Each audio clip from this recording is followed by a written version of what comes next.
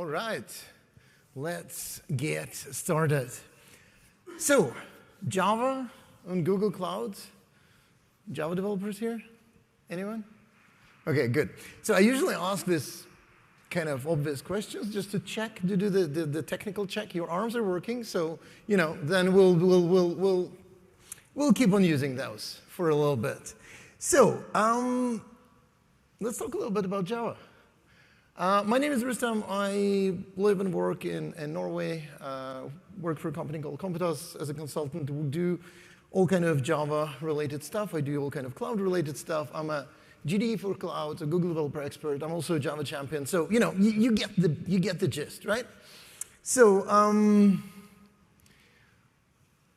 what I want to talk a little bit about is what are your options doing Java on Google Cloud? I mean, yes, you've read documentation. You've seen that, oh, well, we can do it deployed there. We have Java SDKs for this. We have, all these kind of things. But I want to take it a little bit further because I want to talk a little bit about how you can create modern Java applications, how you can actually modernize the stuff you have, or you create something that you're developing from scratch, some kind of greenfield development as well. And I want to talk a little bit about also options for creating those, because what is a modern Java application? It's typically something that has some kind of web interface or REST interface, RESTful, REST-ish interface, I guess. Very few of us do actually proper REST stuff, like full-scale resting. A lot of us do REST-ish, RESTful. So I want to talk a little bit about that. I want to talk about that fancy thing that we've heard a lot about, so-called serverless, and some optimizations and tips and tricks of things that you can do. A lot of those things that I'll be mentioning, there will be links to repositories, so you can actually go there and have a look. So just follow along. There will be links. Take pictures. I'll pose. And then, no, don't take pictures of me. Take pictures of the screen. All right, let's look at the option thing, right? Well, this is pretty much it, right? You can deploy it on a compute engine. You can basically create a VM, install Java on it, run it. It works. Good old server racks with Java applications with some kind of operating system in it. I mean, that's possible, not that fun, not that very modern, is it? You can always go with Kubernetes, obviously, right? Most of the times, do you really need it, though? That's a different question. I mean, a lot of big companies do that. They do it successfully. It's great. It's amazing. We use it a lot. Everybody else is using a lot. But you really need some, amount of users, number of people that will be using your application for that to be a viable option, because otherwise you'll be spending a lot of money running a lot of clusters or nodes and spending a lot of time doing that. And then there is this serverless offering. So I want to go the other way around. I want to go, or a little bit in a random-ish order. So first thing is Cloud Functions. It's a serverless, yes, but it should be very small. If your serverless function is several 100,000 lines of code, probably not a good idea. Then we have App Engine, which is really nice, and it's also possible to deploy bigger applications. You have two flavors. You have the standard edition, you have the flexible edition, and one of them is containerized, much more containers in there involved. The other one is a little bit more of a piece of code that you deploy. But then there is this kind of new-ish kid in the block, right? It's been there for a while. It's not very new anymore, but relatively to all the other ones, I mean, all the cloud start, kind of, you would probably argue that a lot of cloud things started with App Engine back in the days. So there is a Cloud Run now, and we have where we can actually deploy proper full-scale containers with a lot of sidecars and a lot of functionality, all those fancy things that you can do, right? So since I mentioned serverless, I promised you serverless. Surprise, surprise. We're going to focus on the one that is probably the most portable in a sense that you can take your containers and put it somewhere else, or you can do a different ways of containerization, different ways of deploying it, different things. And what is it? I mean, technically, it is a managed Knative in a sense. So you have, imagine you have a Kubernetes on the bottom, you have a service mesh on top of that, and then you have a Knative on top of that again, doing all the magic for you. So it's a really serverless in a sense that you don't really have to think about scaling, you don't really have to think about management and all this kind of things. Right. So far, so good, right? Let's switch gears for a little bit and talk a little bit more about this Java thing. So I asked you on purpose who uses Java. Everybody had hands up. I know that they're working, right? How many of you have seen those logos? So Jakarta EE, anyone? Good, OK. Java EE? Yeah, that's exactly how it works every time. So you have like, part of the room will go up with Jakarta EE. Yeah, we've heard about it. That will go down.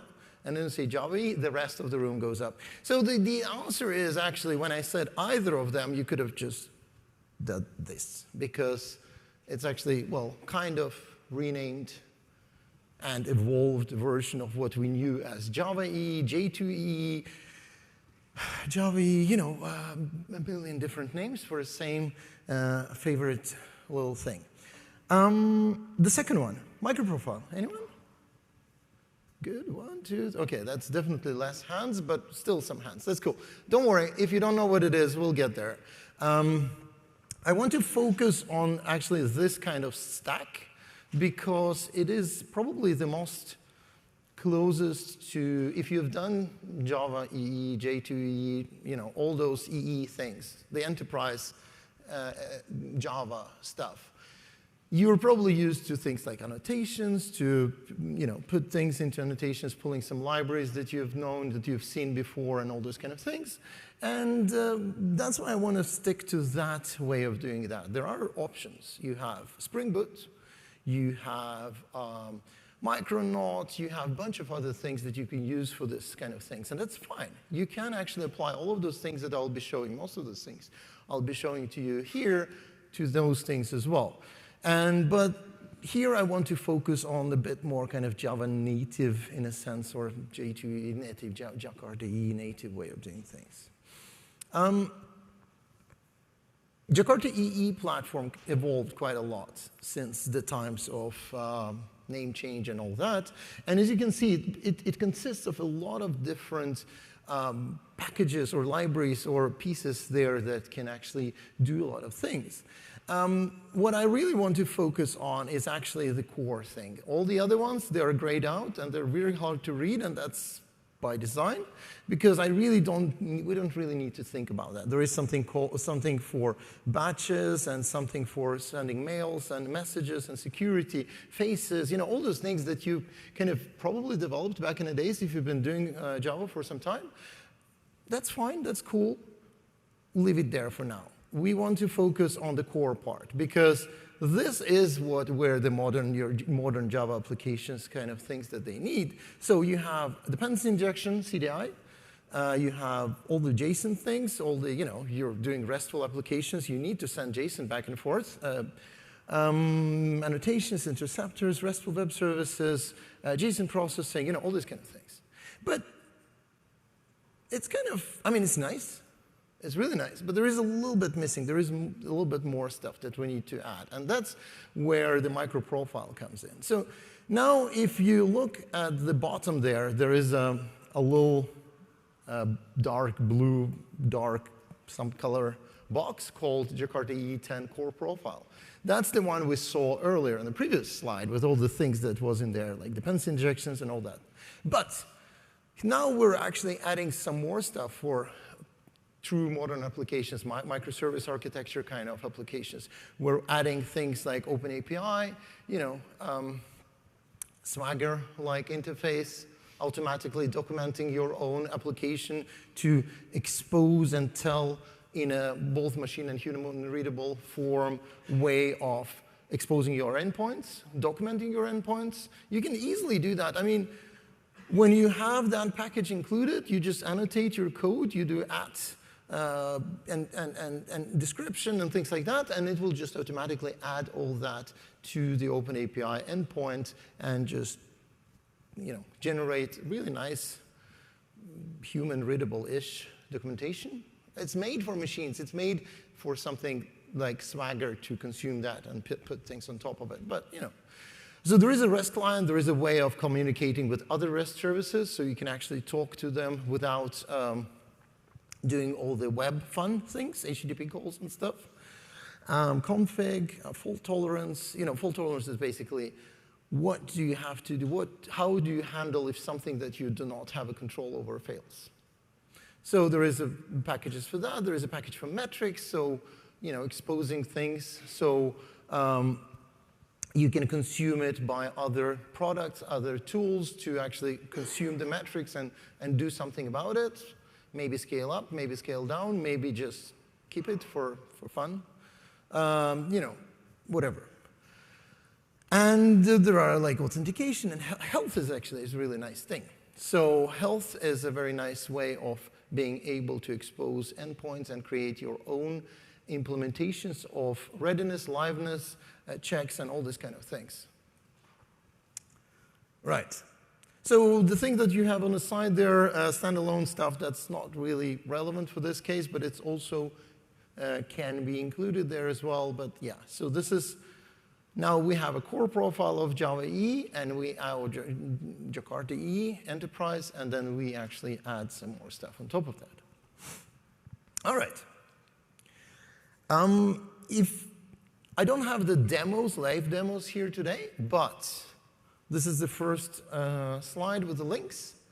All of that stuff is on my GitHub account, so you can go ahead and just clone the repos, have a look, kick the tires, see how it works. And so the first one is a very basic example. So all it does, the logic of this application, and we'll be looking at that application from time to time throughout this talk, but what you do, you just read a list of nouns and a list of adjectives, and you return a random combination of those, so one adjective and one noun. Kind of a little bit useless thing, but you've seen similar things, like usually those are used for authentication, those are used for giving random names to your containers, things like that. I just implemented it for fun, but also I used it to show off some of those features like health, metrics, all those things. A bit more advanced example is a demo for another talk that I usually do. Quite often it's about showing off the features and things like fault tolerance and feature toggling and all those kind of things. So if you want to have a look at that, that's there as well. And you want to see how you can do that with annotations, that's the place where you can start. They're pretty okay documented, I would argue, but if there is something missing, feel free to ping me or send a pull request as well. All right, so code. Now our code is, we've written our code, it works, everything is fine, we have our endpoints, we have an application, we have a little jar running. We can do java-jar, name of a jar.jar. How many times I said jar? I don't know.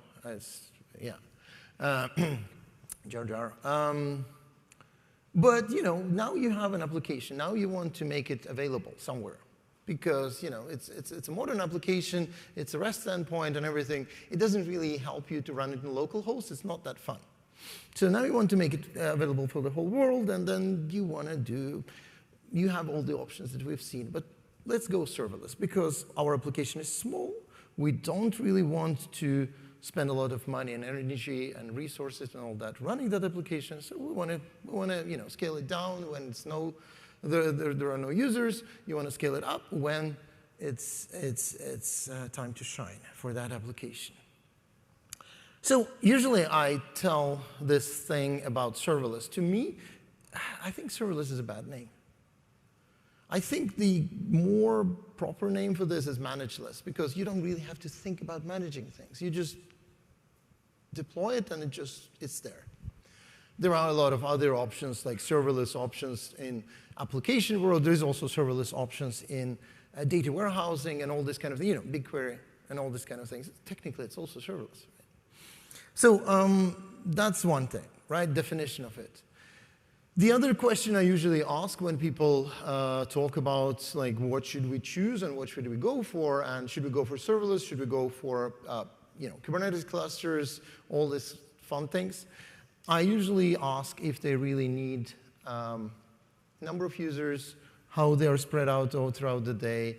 Do you really need idling infrastructure? Will you actually get idling infrastructure? So, servers just running there and for no users and all that. That's how we started doing that. When I started doing my first job 18-something years ago, we would have that. We would have servers in racks with operating system on it, with Tomcat or something running on it, and you would deploy a Java application, and it would just be there.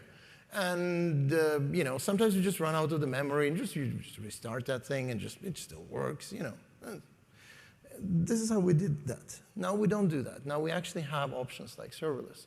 So another important thing to think about when deciding if you should go for serverless or not is the costs. So one thing is that you have hardware running all the time. You have to rent it or pay for it all the time. With serverless, you don't. But serverless also has maybe a little bit different pricing model. So it might be a good idea to still check, will it be profitable for me to actually have that, or should I actually go for idling stuff? For Google Cloud, you can go with the calculators and all that to estimate and get a rough estimate of how much things will cost.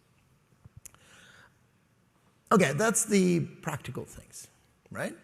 Now we can talk a little bit about the fun stuff. Because back in the days, I told you about this Tomcat thing running on a server 20 years ago. So it would run out of the memory, and we would restart it. After a while, we just got tired. It was an old application, and it was kind of, let's just restart that thing on Sunday because there is no users anyway. On Monday, it will be fresh and ready for users to go crazy on it. And then we realized that when you do that, you get startup times. You get like cold start. The first user coming in on Monday is kind of doomed, right? Spinning, spinning, spinning, Internet Explorer 6. Sorry for those nightmares. But yeah, it was like this, right? Startup times was actually a thing. But then what we would do, we would actually restart that thing and put a little cron job that will ping that server once, and then it was good for a whole week, right? Now you have all the time going up and down, up and down, up and down, serverless, running down, spinning up again. You can't do that. You really need to optimize your startup times. You really need to think about your cold starts. The last thing is flexibility and control of your containers and portability of your containers as well, right? So technically, you can just take it and put it on Knative cluster or put it on Kubernetes cluster or something else. In most of the cases, will be pretty much no changes to it as well. So we have an application. We've written it. We've chosen, in my case, Jakarta EE stuff. In your case, can be something else. It works. Everything is fine, right? We need to focus on startup times. So what do we do? Well, there are different ways to optimize for the startups. There are several ways to make it start faster and also run faster. But then you have to think about one thing. So I want to think about, do this a little thought experiment. So when a request is coming in from somewhere, you have a browser, you open it, you type in an address. It has to go all the way to Google Cloud. It has to get received somewhere. Something has to say, oh, yeah, that's to this container. It's running on Cloud Run. Sure, kick the Cloud Run. Cloud Run wakes up or does initialize something, gets the right image from container registry or artifact registry, streams that back, starts up that container, starts up operating system or something that is the first layer of the container. Then it starts your application, starts to boot up JVM, then it starts to boot up your application. Then when it's done, it actually gives a signal to Cloud Run saying, hey, I can receive connections now. Then you get the connection stuff sent in, and then you go sending it back, the actual response. So there's a lot of things happening, and you want to expect that, like, if that happens in 10 seconds, it's kind of fast, right? But will you actually wait for 10 seconds for a response to come back? Probably not. 5? No. Even like 3 is a bit too long, right? So we need to do something about that, and we'll see what we can do about this thing. So first thing we can do, in our case, both Jakarta EE stuff that I showed you and microprofile are actually specifications up to providers to implement those. So you have a bunch of different runtimes.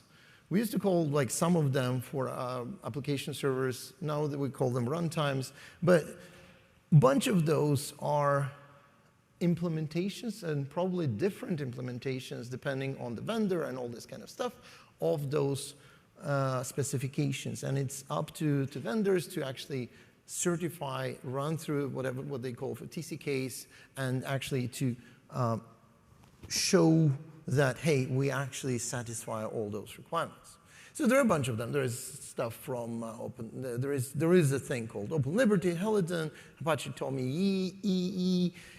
It's really hard to pronounce, but it's basically an enterprise version of the Tomcat, kind of. Think of it like this. And there is this thing called Quarkus. So we'll look at some of them as well. And what matters here is that even though it's the same code, and all you need to do is just to try, for those of you doing Java, for those of you using Maven, or Gradle is fine. It's going to be the same as well, but in my case, I'm using Maven. You just have to do another POM file, pom.xml file. You just do add dependencies that are required by one of those runtimes. No changes to your code, and it just runs. But startup times will be different. I did test that for fun. I deployed 5, 6, 5? Yeah, something around that. Different containers with different runtimes in different modes, and I did test them kind of systematically with Siege, and just hammering it with requests and measuring the response times, and it is very different. So you will go from a little bit more than a second. So with JVM, with no optimizations, just out of the box runtime, some of those that you see here will be around 1 second. Some of them will be around like 5 seconds, and there is one that actually is around 20. 20 seconds, think of it. One is running the same code in less than a second, or second 1.2 or something. 20 seconds on the other scale, end of the scale. That's very different, right? So when you choose a runtime, it's very, very important to actually choose the right one and choose the one that works for you. The other thing is that whether you should go with JVM or not. And that's the, well, we can talk about that in a little bit. Container images, another thing that we need to think about, because how big your container is, it also will determine how fast it can be actually streamed over to a new instance that's being spun up, and also how fast it will be able to boot up and all this kind of things, and put that thing in the memory and all this, and also what you do with your code as well. So obviously, for many reasons, one of them would be image size. The other one would be security. It's very important to think about the image size. So try to get like headless, minimal images, all those kind of things. If you want to do something that requires more software, more tools, use multi-stage builds. In the my repositories that I showed you earlier, they are examples of multi-stage builds, so you can actually see. So first I'm building in one container a Maven file, then I'm taking all the artifacts and putting into another container that's much smaller, no Maven, no artifacts, no nothing, and I just like run them.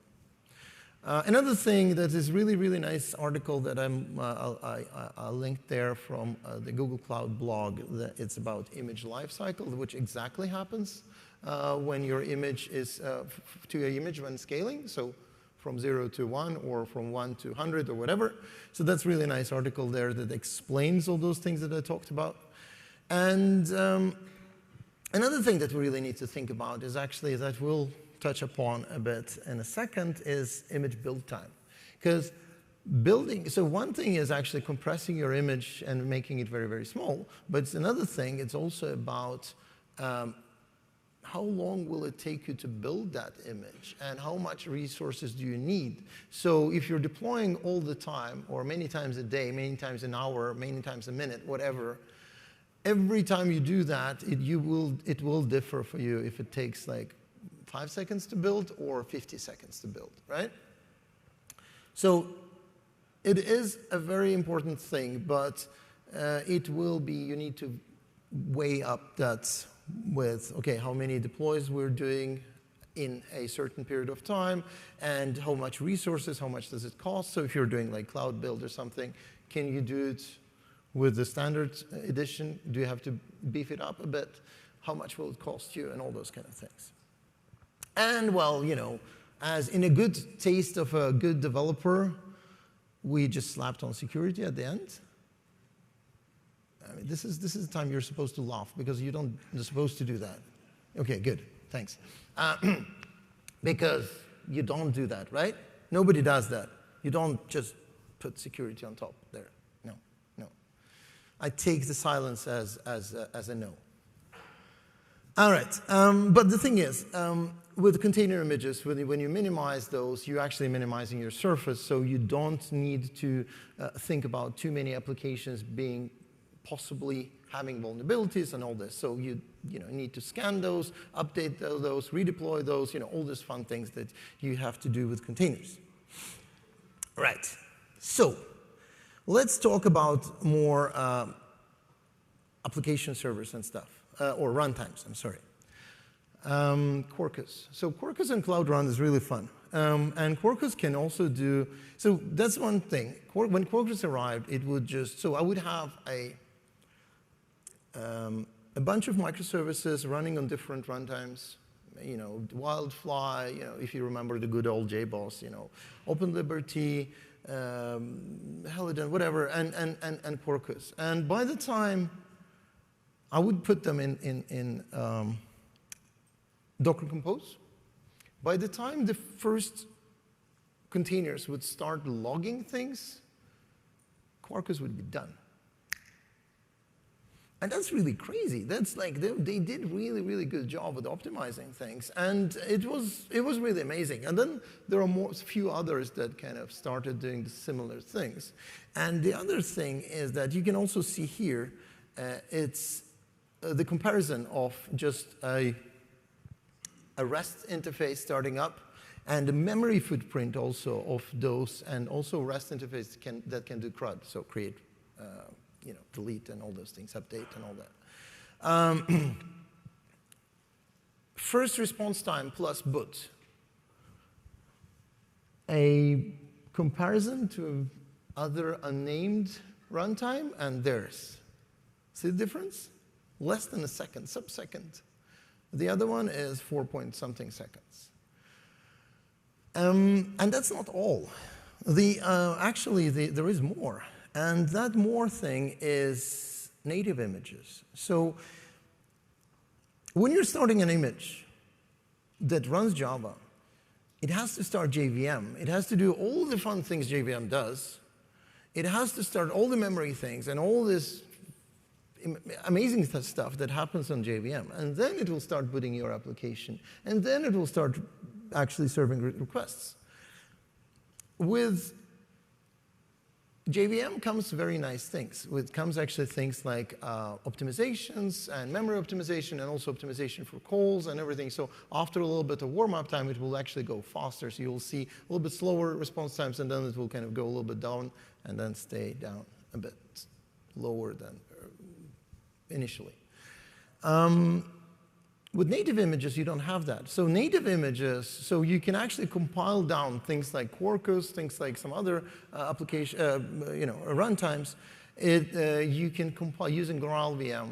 You can actually compile it to binaries. So no JVM, no nothing. It's just a binary file that starts really fast. But then you do not have any optimizations afterwards.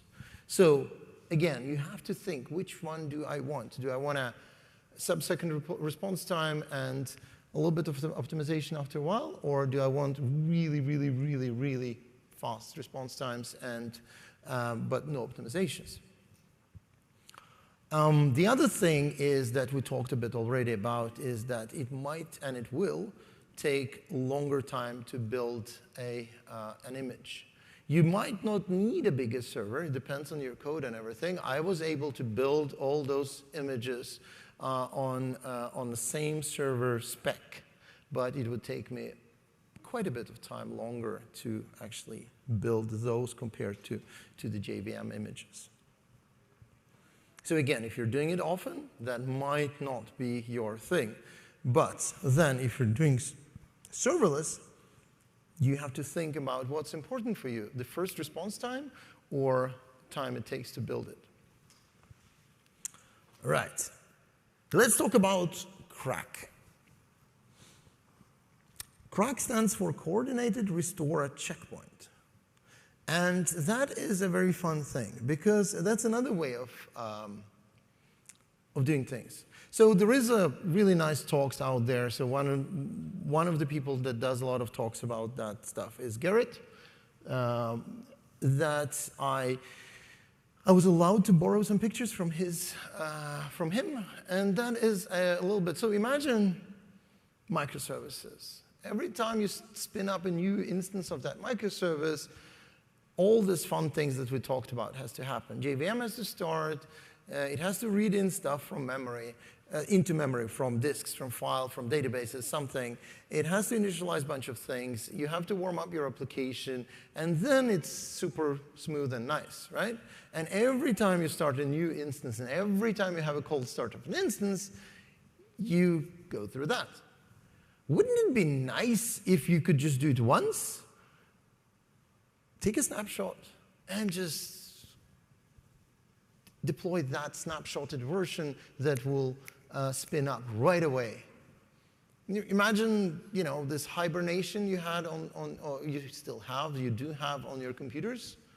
Boot up time longer, hibernation just opening up, coming up from a deep sleep, much faster. So it's OpenJDK project. It's part of OpenJDK as a project, but it's not part of the implementation of OpenJDK so far. So you need to actually use a specific JDK build for now to use this thing. But it's a really fun thing. It's based on something that became a part of Linux kernel for quite some time. Cryo, anyone? Good, a few hands, cool. CRAC, anyone? I mean, Coordinated Restore Checkpoint? No, OK. But yeah, OK, so basically it's based on Cryo, but you need to do a little bit more for JVM. If you're really interested to see what's happening, how it's done, Google that name, Garrett's name, and the Coordinated Restore Checkpoint. You'll see a really nice 1-hour talk about how all those inner workings are. Yeah, OK. And then you can create checkpoints. You can use it API. You can use a JCMD tool to do that. And it will just be able to dump those files onto a disk. And then when you spin up a new instance, it will just read from those and just boot up and just go ahead as it was when it was frozen. It needs a little bit of working there, depending on what you're using. If you're using Spring Boot, it will just work out of the box because they implemented quite a few things. If you're going with Quarkus Jakarta EE, you might need to add some of stuff because it will kill all the connections, all the file handlers, and in Linux, everything is file handlers. So you need to do a little bit of TLC. And it works on Linux. So if you're going to build that thing, put it in a container on a Linux container, even if you're doing it on your Mac machine or Mac OS machine. Right. So optimization code examples I have there as well. So all of them are part of this repo called random strings. So go to that repository, go to README file, and look for those headings, the title, subtitles. So local build and run, that will tell you how you can actually, just by swapping up a POM file, you can actually build the same application using the same code, but different runtimes. So switch between Quarkus, Helidon, OpenLiberty, all those things that I've shown you. How you can build Graal VM native images, that's also really nice. So I have a multi-stage builds there that does Maven builds and then switches over to create a Graal images, the container images of the code. Really fun. And there is also quite a bit of description and explanation how to do things to create those snapshots and restores. And also how you can deploy that version that uses Crack in a container onto Cloud Run. And that's really nice. And with Cloud Run, it was really fun because I was testing this thing. So first I tested the application server, just startup times. We talked about that. Then I did a Cloud Run tests. And cold start with JVM with a random or like kind of standard runtime would take around 4 or 5 seconds, cold start. A warm start, just a request, it would be less than a second. With native images, you would go 1 point something seconds, 1.5 seconds, I think. So if you're creating if you're having a container starting up cold, you will not actually even see the difference of it being a cold start or a warmed up instance. That's really, really nice, right? Now you can actually save money and save environment, save all the other things by just, creating less heat, right? I have a really bad joke. I just say it's about something that's green. It's either money or environment. So, pick one. But you get the point, right? It's usually both at the same time. If you're saving environment, you probably will cost you less money, and so it's a good thing. It's very good for environment. Anyway, right. Final thoughts, and then we can do a little bit of Q&A and discuss things. So, like I said, if you're gonna go out from here and think about 3 things and think about how you can modernize your existing applications or how you can create new modern applications using Java as a language, as a platform, you have to think about runtime. They do differ. They do differ in startup times. They do differ on the footprint, memory footprint. They do support very often things like Jakarta EE, Spring Boot, all those things, Micronaut, and all the fun things.